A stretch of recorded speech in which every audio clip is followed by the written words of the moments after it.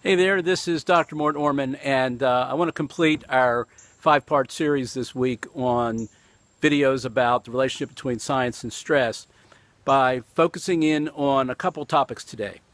And those topics have to do with how science is very limited when it comes to studying human stress. I mentioned this a little bit in the previous video, where science is much stronger in dealing with inanimate objects. But when you're talking about dealing with human beings, there's a lot of blind spots, a lot of areas that science really doesn't capture very well. So what we want to do today is look at how science can give you a distorted view of what stress is. And also, there's a lot of complexity and difficulty in pinning down the relationship between stress and illness. And there's a lot of scientific activity around both of those aspects.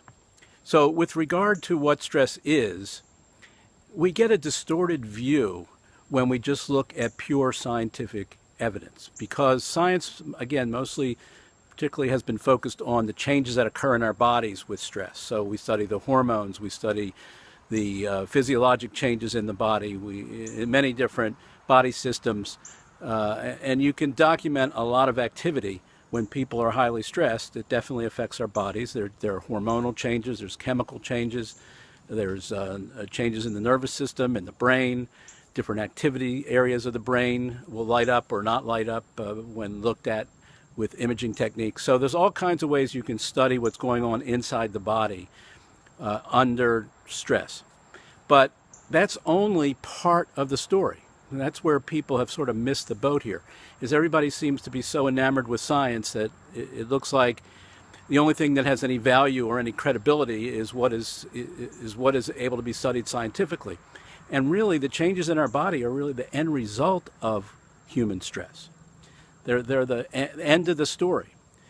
And science, if you just look at it that way, science leaves out the whole first part of the story, the most important part of the story, where we have all these problems in life that we're dealing with. And some people deal with them better than others. Some people's coping skills are better than others.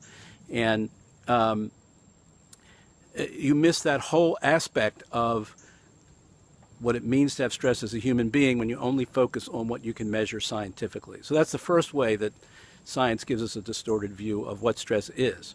And then when you come to the relationship between stress and illness, there are certainly, and there have been associations of stress with stress and certain illnesses that you can prove in certain scientific studies, or at least prove the association in certain scientific studies. But when it gets down to cause and effect analysis, it gets very tricky, because it's very hard to isolate just the effects of stress alone from all the other things that go on in a person's life, all the other aspects of a person's lifestyle. And a lot of times people will jump to conclusions or make false conclusions about the role that stress plays in a particular illness when there may just be an association. And that's a pitfall of science in general. Proving causality is a lot more difficult than proving association or establishing association. And so we have a lot of conflicting information and theories and opinions running around today about which particular illnesses are caused by stress, either in whole or in part, and which are not. And a lot of those conclusions that have been drawn may not really be valid. So those are two things I wanted to bring to your attention to sort of conclude the series that we've been doing this week.